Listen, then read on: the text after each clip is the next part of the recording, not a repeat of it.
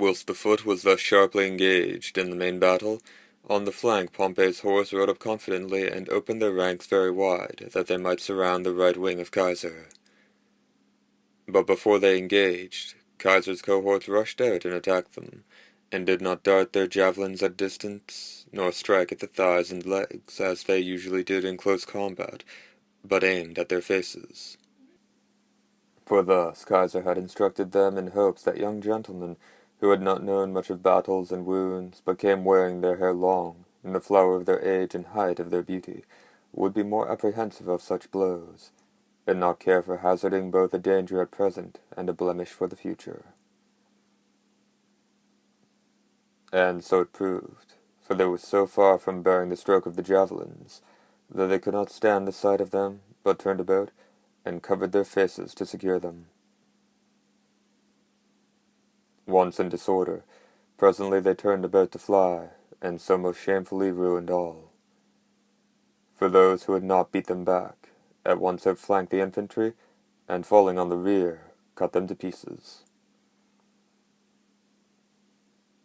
Pompey, who commanded the other wing of the army, when he saw his cavalry thus broken and flying, was no longer himself, nor did he now remember that he was Pompey the Great, but like one whom some god had deprived of his senses, retired to his tent without speaking a word, and there sat to expect the event, till the whole army was routed, and the enemy appeared upon the works which were thrown up before the camp, where they closely engaged with his men, who were posted there to defend it.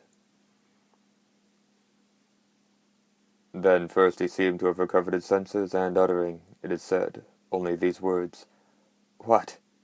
Into the camp too?" He laid aside his general's habit, and putting on such clothes as might best favor his flight, stole off. What fortune he met with afterwards, how he took shelter in Egypt, and was murdered there, we tell you in his life. Caesar, when he came to view Pompey's camp and saw some of his opponents dead upon the ground, others dying, said with a groan, "This they would have. They brought me to this necessity. I, Caius Caesar, after succeeding in so many wars, had been condemned, had I dismissed my army." These words, Pollio says, Caesar spoke in Latin at that time, and that he himself wrote them in Greek, adding that those who were killed at the taking of the camp were most of them servants, and that not above 6,000 soldiers fell.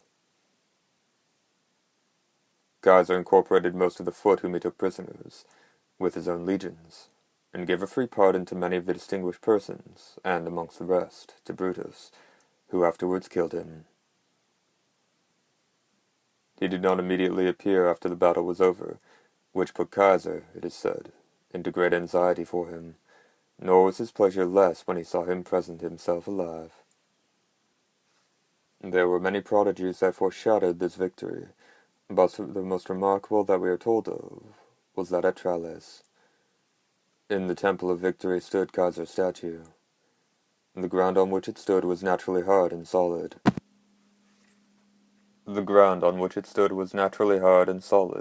and the stone with which it was paved still harder. Yet it is said that a palm tree shot itself up near the pedestal of this statue. In the city of Padua, one Caius Cornelius, who had the character of a good usher, the fellow citizen and acquaintance of Louis, the historian, happened to be making some augural observations that very day when the battle was fought. And first, as Livy tells us, he pointed out the time of the fight, and said to those who were by him that just then the battle was begun, and the men engaged. When he looked a second time, and observed the omens, he leaped up as if he had been inspired, and cried out, "Caesar, you are victorious!" This much surprised the standers-by, but he took the garland which he had on from his head, and swore he would never wear it again till the event should give authority to his art. This Livy positively states for a truth. Caesar, as a memorial of his victory, gave the Thessalians their freedom, and then went in pursuit of Pompey. When he was come into Asia to gratify Theopompus, the author of the collection of fables, he enfranchised the Indians, and remitted 1/3 of their tribute to all the people of the province of Asia.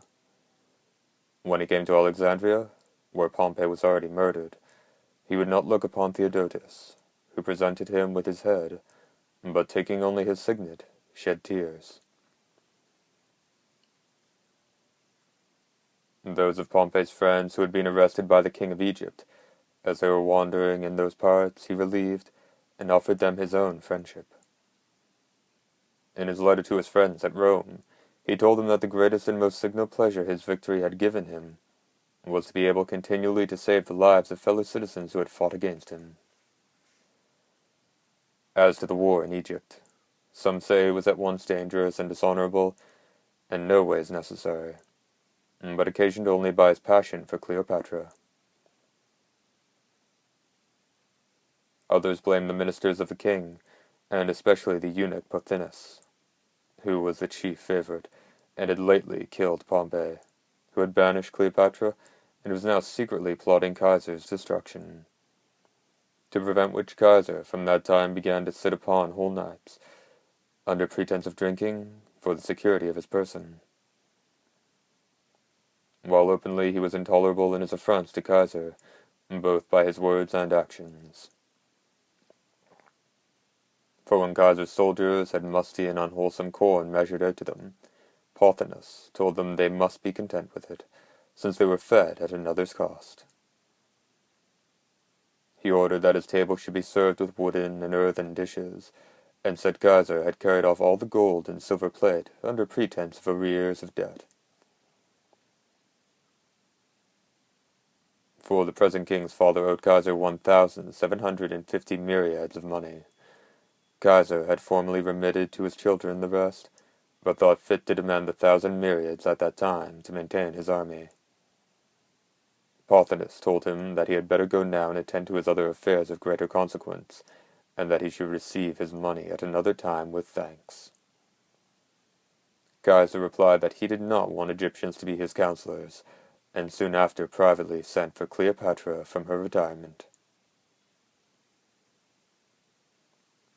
She took a small boat, and one only of her confidants, Apollodorus the Sicilian, along with her, and in the dusk of the evening landed near the palace.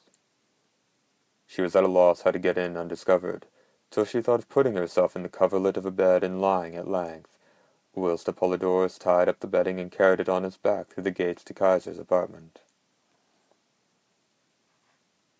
Caesar was first captivated by this proof of Cleopatra's bold wit, and was afterwards so overcome by the charm of her society, that he made a reconciliation between her and her brother, on condition that she should rule as his colleague in the kingdom. A festival was kept to celebrate this reconciliation, where Caesar's barber, a busy, listening fellow, whose excessive timidity made him inquisitive into everything, and discovered that there was a plot carrying on against Caesar by Archelaus, general of the king's forces, and Pothinus the eunuch. Caesar, upon the first intelligence of it, set a guard upon the wall where the feast was kept, and killed Pothinus. Archelaus escaped to the army, and raised a troublesome and embarrassing war against Caesar, which it was not easy for him to manage with his few soldiers against so powerful a city and so large an army.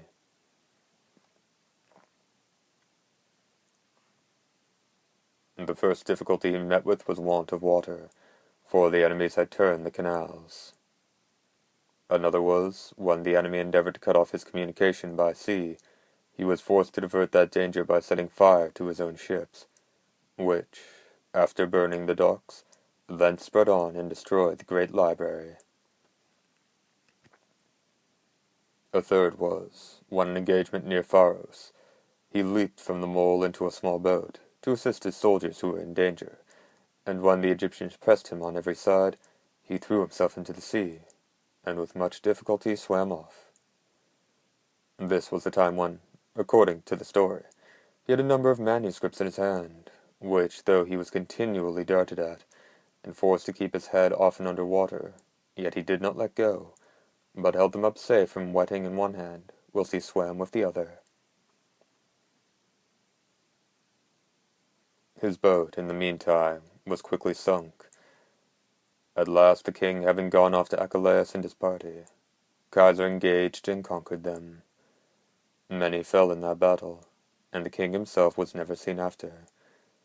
Upon this, he left Cleopatra, queen of Egypt, who soon after had a son by him, whom the Alexandrians called Caesarion, and then departed for Syria.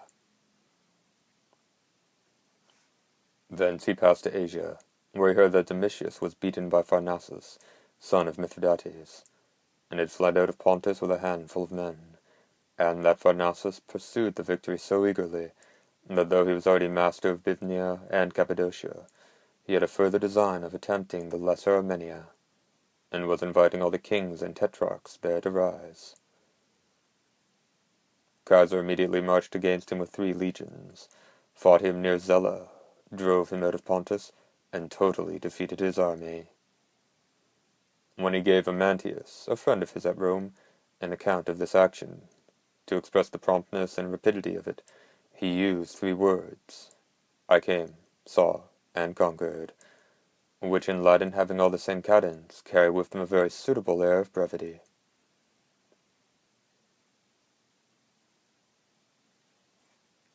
Hence he crossed into Italy, and came to Rome at the end of that year, for which he had been a second time chosen dictator, though that office had never before lasted a whole year, and was elected consul for the next. He was ill spoken of, because upon a mutiny of some soldiers, who killed Cosconius and Galba, who had been praetors, he gave them only the slight reprimand of calling them citizens, instead of fellow soldiers, and afterwards assigned to each man 1,000 drachmas, besides a share of lands in Italy. He was also reflected on for Dolabella's extravagance, Amantius's covetousness, Antony's debauchery, and Corfinius's profuseness, who pulled down Pompey's house, and rebuilt it as not magnificent enough. For the Romans were much displeased with all these. But Kaiser, for the prosecution of his own scheme of government, though he knew their characters and disapproved them, was forced to make use of those who would serve him. After the battle of Pharsalia, Cato and Scipio fled into Africa, and there, with the assistance of King Juba, got together a considerable force, which Kaiser resolved to engage. He accordingly passed into Sicily about the winter solstice, and to remove from his officers' minds all hopes of delay there, encamped by the seashore, and as soon as ever he had a fair wind, put to sea with 3,000 foot and a few horse. When he had landed them, he went back secretly, under some apprehensions for the larger part of his army, but met them upon the sea, and brought them all to the same camp.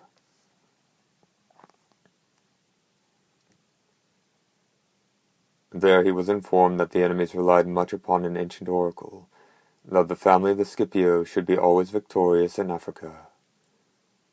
And there was in his army a man, otherwise mean and contemptible, but of the house of the Africani, and his name Scipio Salutio. This man Kaiser, whether in railio to ridicule Scipio, who commanded the enemy, or seriously to bring over the omen to his side, it were hard to say, put at the head of his troops, as if he were general, in all the frequent battles which he was compelled to fight. For he was in such want both of victualling for his men, and forage for his horses, that he was forced to feed the horses with seaweed, which he washed thoroughly to take off its saltiness, and mixed with a little grass, to give it a little more agreeable taste. The Numidians, in great numbers and well horsed, whenever he went, came up and commanded the country. Kaiser's cavalry being one day unemployed, diverted themselves with seeing an African, who entertained them with dancing, and at the same time playing upon the pipe to admiration. They were so taken with this, that they alighted, and gave their horses to some boys, when on a sudden the enemy surrounded them, killed some, pursued the rest, and fell in with them into their camp. And had not Kaiser himself and Asinius Pollio come to their assistance, and put a stop to their flight, the war had been then at an end. In another engagement, also, the enemy had gained the better, when Kaiser, it is said, seized the standard-bearer, who was running away, by the neck, and forcing him to face about, said, "Look, that is the way to the enemy." Scipio, flushed with his first success, had a mind to come to one decisive action.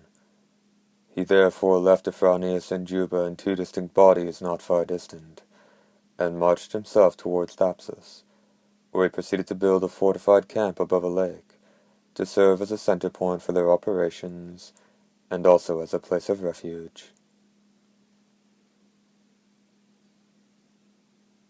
Whilst Scipio was thus employed, Kaiser with incredible dispatch made his way through thick woods, and a country supposed to be impassable, cut off one party of the enemy, and attacked another in the front. Having routed these, he followed up his opportunity in the current of his good fortune, and on the first onset carried Afranius' camp, and ravaged that of the Numidians, Juba, their king, being glad to save himself by flight. So that in a small part of a single day he made himself master of 3 camps, and killed 50,000 of the enemy, with the loss of only 50 of his own men. This is the account some give of that fight.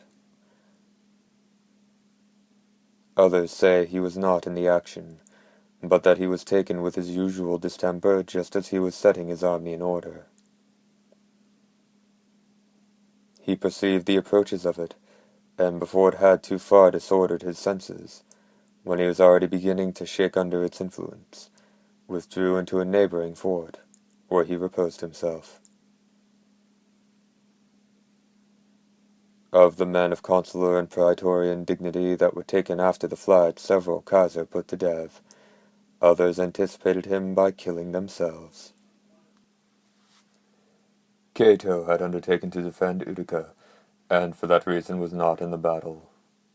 The desire which Kaiser had to take him alive made him hasten thither, and upon the intelligence that he had dispatched himself, he was much discomposed, for what reason is not so well agreed.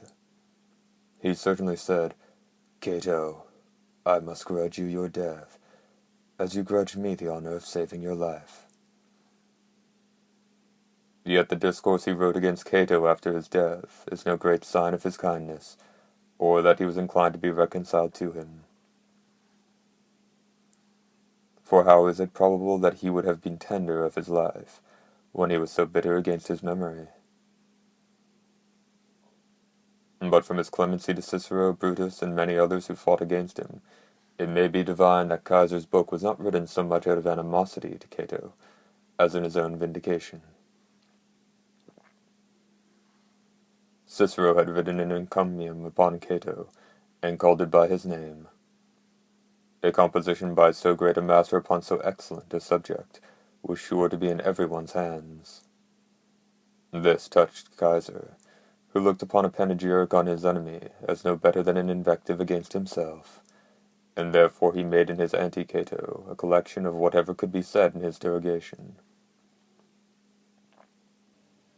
The 2 compositions, like Cato and Kaiser themselves, have each of them several admirers. Kaiser, upon his return to Rome, did not omit to pronounce before the people a magnificent account of his victory, telling them that he had subdued a country which would supply the public every year with 200,000 Attic bushels of corn, and 3,000,000 pounds weight of oil. He then led 3 triumphs for Egypt, Pontus, and Africa, the last for the victory over not Scipio, but King Juba, as it was professed whose little son was then carried in the triumph, the happiest captive that ever was, who of a barbarian Numidian came by this means to obtain a place among the most learned historians of Greece.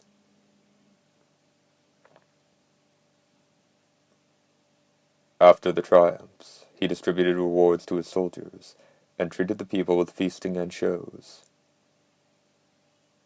He entertained the whole people together at one feast, where 22,000 dining couches were laid out, and he made a display of gladiators and of battles by sea in honor, as he said, of his daughter Julia, though she had been long since dead. When these shows were over, an account was taken of the people, who from 320,000 were now reduced to 150,000. So great a waste had the civil war made in Rome alone, not to mention what the other parts of Italy and the provinces suffered. He was now chosen a fourth time consul, and went into Spain against Pompey's sons.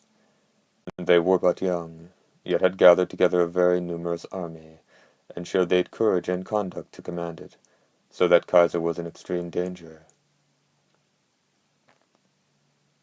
The great battle was near the town of Munda, in which Caesar, seeing his men hard pressed, and making but a weak resistance, ran through the ranks among the soldiers, and crying out, asked them whether they were not ashamed to deliver him into the hands of boys. At last, with great difficulty and the best efforts he could make, he forced back the enemy, killing 30,000 of them, though with the loss of 1,000 of his best men. When he came back from the fight, he told his friends that he had often fought for victory, but this was the first time that he had ever fought for life. This battle was won on the feast of Bacchus, the very day in which Pompey, 4 years before, had set out for the war. The younger of Pompey's sons escaped, but Didius, some days after the fight, brought the head of the elder to Caesar. This was the last war he was engaged in. The triumph which he celebrated for this victory displeased the Romans beyond anything. For he had not defeated foreign generals or barbarian kings, but had destroyed the children and family of one of the greatest men in Rome, though unfortunate. And it did not look well to lead a procession in celebration of the calamities of his country, and to rejoice in those things which no other apology could be made either to gods or men, than their being absolutely necessary. Besides that, hitherto he had never sent letters or messengers to announce any victory over his fellow citizens, but had seemed rather to be ashamed of the action than to expect honor for it. Nevertheless, his countrymen, conceding all to his fortune, and accepting the bit in the hope that the government of a single person would give them time to breathe after so many civil wars and calamities, made him dictator for life.